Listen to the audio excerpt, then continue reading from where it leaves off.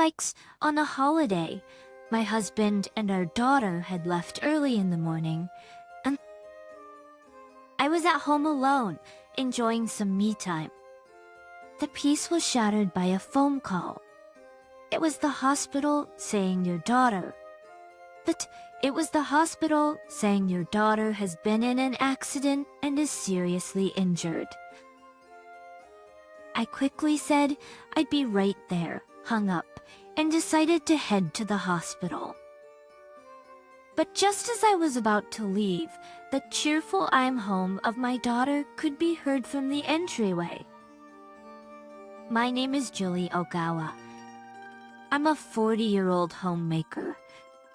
Right now, I work part-time as an administrative assistant.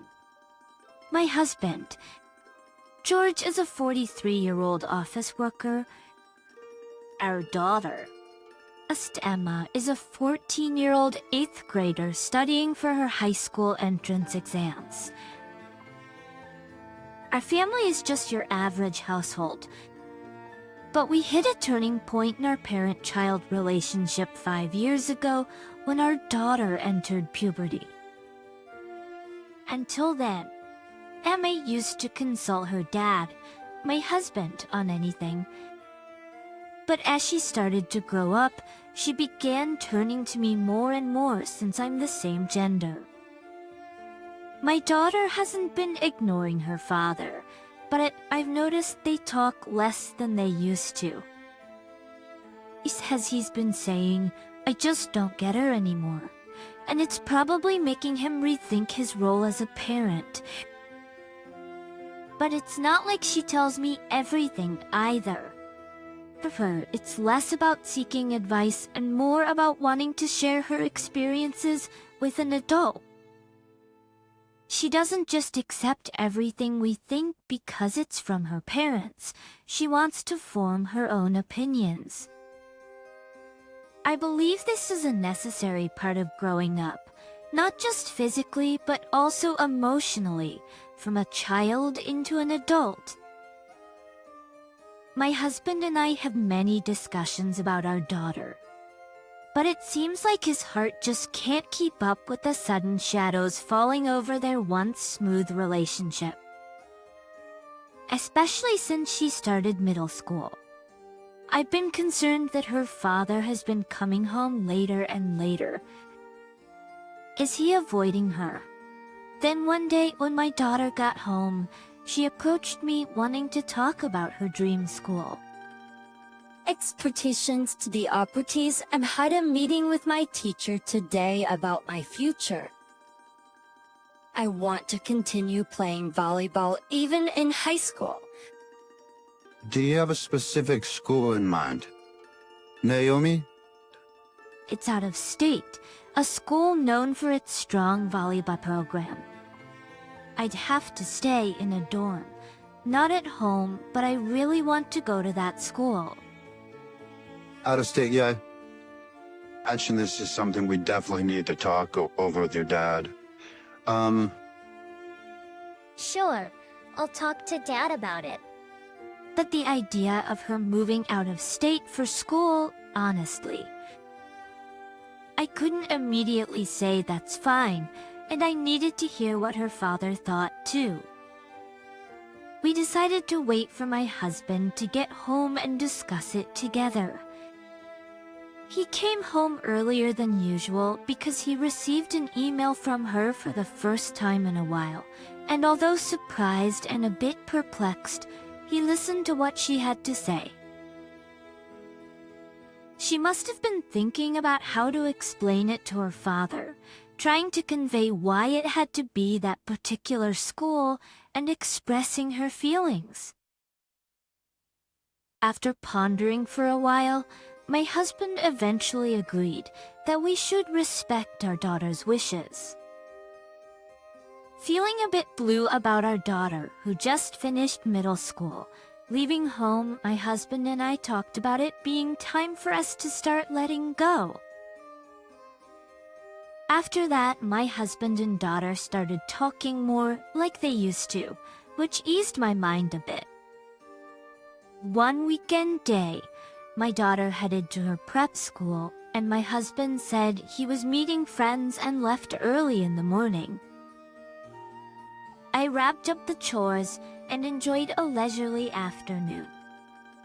Just as I was thinking about starting dinner, the phone rang. It was a call from a hospital outside the city. Your daughter has been in an accident and was brought to our hospital.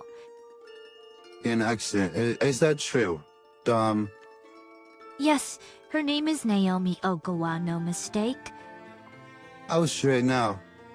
She's currently in surgery, but it's serious. I'll be right there.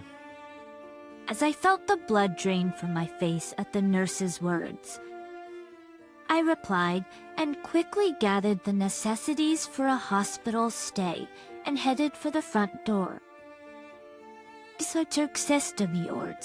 I was putting on my shoes at the entryway when the door opened, and my daughter came in saying, "I'm home." Frozen in place, I just stared at her. She looked back at me curiously and asked with a smile, "What's up? What's wrong?" Weren't you in an accident? An accident? What are you talking about? Because the hospital just called? I told you I was going to tutoring, didn't I? And I texted Mom online saying I was on my way home. Hey, whoa. Indeed. I had received a message from my daughter about 15 minutes earlier. I hadn't noticed until she mentioned it because my phone was in my bag and on silent mode. Besides, the hospital you mentioned is in the opposite direction of the tutoring center. If I were going somewhere else, I'd definitely let Mom know first. That's true. Talking to my daughter, I began to calm down, and the phone call from the hospital came back to me. The hospital clearly said the name was Naomi Ogawa. Someone must have mentioned my daughter's name for them to contact our home. Who is the seriously injured daughter they called about? Hunting to uncover the truth. I decided to go to the hospital with my daughter. And upon arriving, as I spoke to the receptionist, we received a call about an Ogawa. I heard a familiar male voice from behind. "What are you guys doing here?" Turning around, I saw my husband sitting in a wheelchair, his body wrapped in bandages. Honey, a BFNT. Dad? As my husband began to panic, the nurse pushing his wheelchair cut him off. "Your daughter's room is this way." My daughter. Ignoring his murmurs, I turned to the nurse. Oh, who is this child? Son, your daughter, right? I only have one daughter, and it's not her. Why did you think this girl was my child? When I said that, the nurse looked towards my husband in the wheelchair. Your husband said this girl was his daughter. I didn't say that. But you definitely said she was your daughter. Naomi. Hey. But you definitely said she was your daughter, Naomi. I see. Understood. I see, understood. And I'll discuss this further with my husband. Sorry to bother you during a busy time. I subtly indicated to the nurse that I wished for some privacy. Though she seemed unconvinced, she gave a small nod and left the room. Explain yourself. Oh, who is this girl? I don't know. A crisp slap echoed through the quiet hospital room. In a burst of emotion, I had slapped my husband across the face. Kind. Not in front of Naomi. All right? Naomi, could you call your grandparents for us? Tears were welling up in our daughter's eyes as she left. She concealed them by not looking back at the hospital room, not even once. Have you realized? Oh, those tears aren't because of your accident, you know? And certainly not because I slapped you. You have no right to call out to her. I mean, there's another daughter besides Naomi. No, this girl is... And who is she? At my words, my husband looked down, avoiding my gaze. On her real parents, wait. Told me to contact them. After saying that, he remained silent and then muttered, "I don't know." Enough already. You were with her during the accident, right? Did you pretend she was your daughter at the hospital? What's this all about? After a brief silence, he began to talk about the girl. He met her through a dating site and had been engaged in a so-called sugar daddy relationship for the past 6 months. He said at first, he just wanted to talk to someone the same age as his daughter because she wasn't paying attention to him anymore. He was curious about what girls her age were thinking. But he became fond of her because she was more obedient than his real daughter and affectionately called him daddy, which led to a romantic relationship. Today was a day off, and he planned to spend the day dating her, but got caught up in an accident along the way and ended up being taken to the hospital. He's not knowing how to explain this girl, whose real name he didn't even know. He blurted out she's my daughter's on the spur of the moment. Those daddy relationships? What are you really thinking? Sugar daddy relationships? I'm sorry. It was pitch dark before me. It's in my confused state.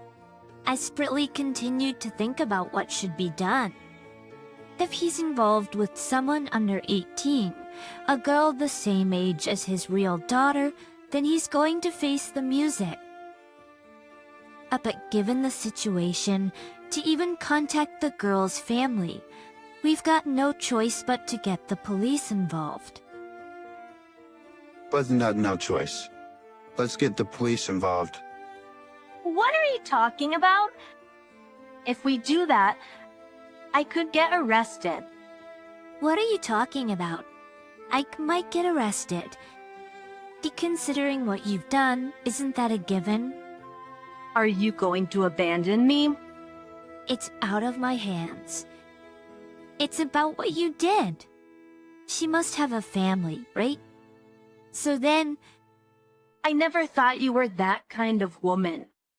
my husband's words only fueled my anger further. I never thought you were that kind of man either, just like we care about Emily. Don't you think her parents feel the same if their daughter was injured and sleeping in the hospital? And they never knew because of someone's selfishness? I'd resent that person for life.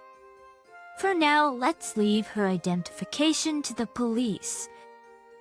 As I reached for my smartphone to call the police, my husband lunged at me from his wheelchair. The phone slipped from my grasp as he desperately tried to snatch it, despite his limited mobility. Despite the pain, I managed to keep the smartphone out of his reach. Give me the smartphone. No way. That with my husband felt like it lasted only a few minutes, but it continued until I was forcefully pulled away from him. What are you two causing a commotion about in the hospital? When I turned around, there stood my in-laws who had hurried over. What on earth happened? Linda? Who is this young girl sleeping in the hospital room labeled with Jake's name? Explain yourself properly. I told my in-laws about my husband and the girl. They listened without interrupting until the end, but once I finished, my father-in-law had grabbed my husband by the collar. "What kind of man are you? Dad, please, this is a hospital room. Getting everyone involved in the mess you've made." His anger didn't subside for a while, but he seemed to have calmed down by the time my mother-in-law ushered us to the... Lindy, you're hurt. Shouldn't we get that looked at? I'm fine. More importantly, we need to contact that young girl's family as soon as possible. Do we have any idea who that girl is or where she's from? No. Jen, I think we've done all we can to find out on our own. And to call the police. We should just wait for her to wake up and then ask her. The next moment, a sharp snap echoed through the hospital room. It was the sound of my father-in-law slapping my husband's face. Enough is enough. How long are you going to keep talking like that? Take responsibility for what you've done? Aren't you also a parent? My father-in-law agreed to contact the police, and I had a doctor look at my injuries. After my checkup was finished, my daughter and mother-in-law were waiting for me, and we decided to head home for the day. Once we got home, my daughter stayed by my side, silent. She only muttered once, "Is it my fault?" I did what he did. I could only keep telling her it wasn't. It's scary. It was already night when I heard from my father-in-law that the police had identified the girl from her belongings and managed to contact her family. Later, I learned the girl had woken up late at night and was going to be returned to her parents. However, due to her history of running away, she was taken into care by Child Protective Services as a juvenile at risk. My husband was arrested for violating local statutes and child exploitation offenses. Recently, with the crackdown on such crimes, I heard that even first offenders will be taken to trial, which left me worrying about what to do. But with my daughter's college entrance exams coming up, I promptly proposed divorce to my husband and also reached out to the girl's family regarding his actions. I thought that if we could settle, it might not lead to a non-prosecution, but it could facilitate an earlier release. This wasn't for my husband's sake, but for my daughter's. His actions had become the talk of the town, and it was especially tough on my daughter, who was old enough to understand everything. So my in-laws apologized repeatedly, but you can't control what other people say. As an adult, I could have resigned myself to it, but I wasn't about to let my daughter go through the same. The family on the other side was hesitant to negotiate, but I think that's a natural feeling for any parent with a child of the same age. So, I hired a lawyer to proceed with the settlement negotiations. But regarding the divorce, my husband agreed without a fuss. I believe it was also thanks to my in-laws' persuasion. The talks with the girl's family were taken over by my in-laws as well, and my husband was sentenced to 3 years in prison. It goes without saying, but he was fired from his job. After discussing with my in-laws, we decided to sell the house to cover the compensation and child support for my daughter, and I agreed to receive $70,000. After selling the house, I considered moving back to my hometown or relocating to a new place, but my daughter was against it. Transferring schools at a time like this will just lead to more weird rumors. I've got exams coming up, and I do have some friends, so it'll be okay, she said, despite my worries about her decision. We moved to a short-term rental apartment near her school, and she continued attending without transferring. She stayed true to her will, worked hard, and managed to get accepted into the school of her choice. At first, she faced some harsh words and ill-intended comments, but it turned out to be a thankful episode with friends standing by her side. With the arrival of spring and the start of high school, my daughter and I decided to move out of state. She said her new high school's volleyball team, she's shown as a regular player even as a freshman, and her school life seems to be going well. I'm grateful for the good relationships I found at my new job and am determined to keep pushing forward together with my child.